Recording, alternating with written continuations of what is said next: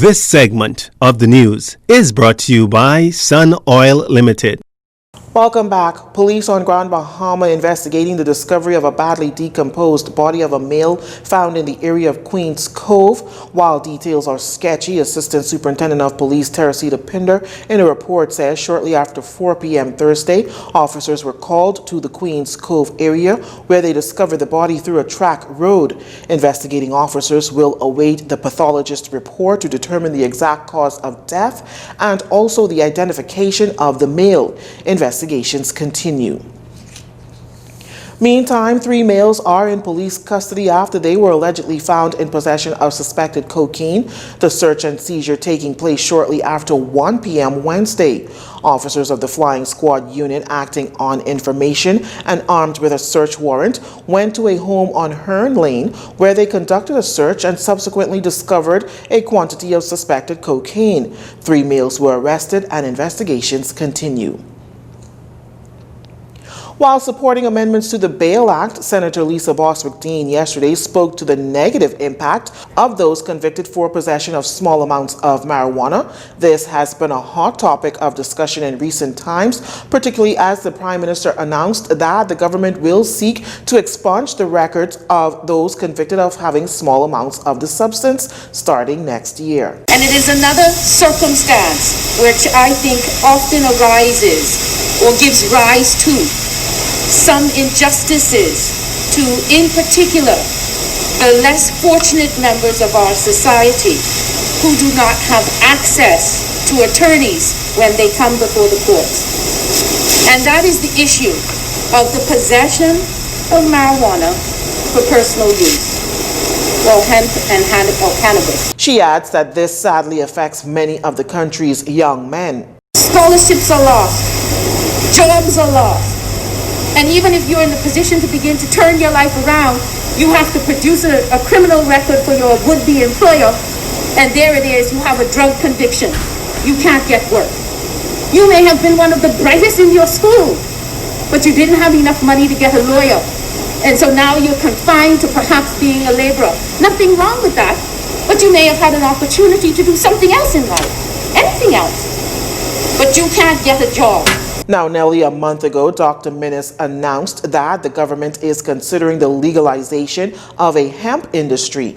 The Bahamas Christian Council then responded, maintaining its opposition, noting that the government may be experiencing a nudge by individuals or groups with a special interest in marijuana, be they economic or otherwise.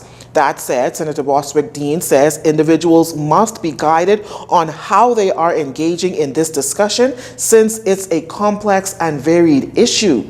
I have no intention of suggesting which way you go, but it must be appreciated that this is a complex issue and it's a varied issue. It's a multiple level issue. When you speak to the hemp issue, automatically you have 2 branches. One branch of the cannabis industry speaks to marijuana.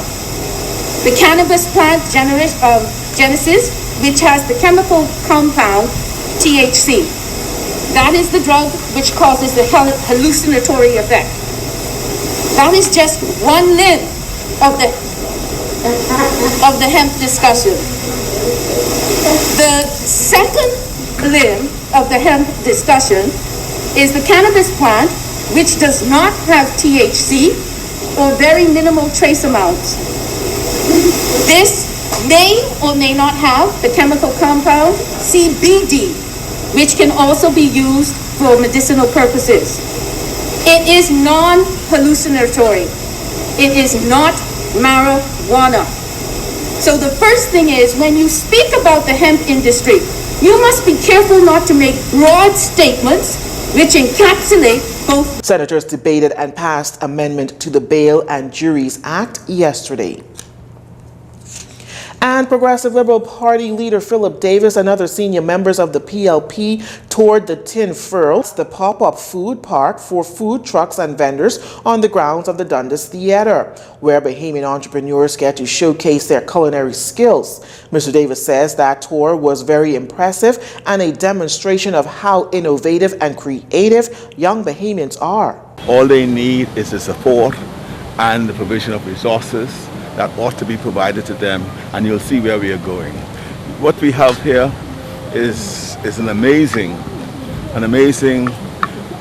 collage of food vendors, drink vendors, and from the vision that they have, it will include artisans. And it is not just for local Bahamians. The idea is to have them started here and they grow their own indigenous product to the level where eventually it will be exported. And I have to congratulate Brendan and his partners for what they have been doing here and the manner in which they have set this in motion.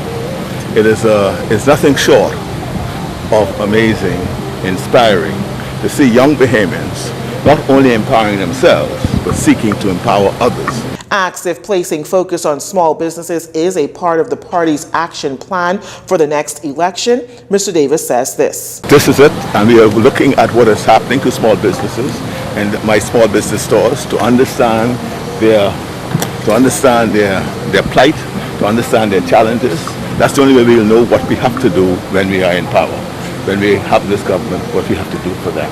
And so this is part of the exercise, listening, watching, observing, and seeing what we can do to make sure that these innovative efforts and initiatives do not go to waste. Now, Brandon Kemp, the co-founder of the Tin Furrow Pop-Up Park, shares his thoughts on the PLP leaders touring the park, which is made up of some 18 vendors, along with discussing how businesses have fared during the pandemic. So, we honestly, since the inception of this park and the Tin Furrow community, we've always depended on the support of the wider Bahamian society.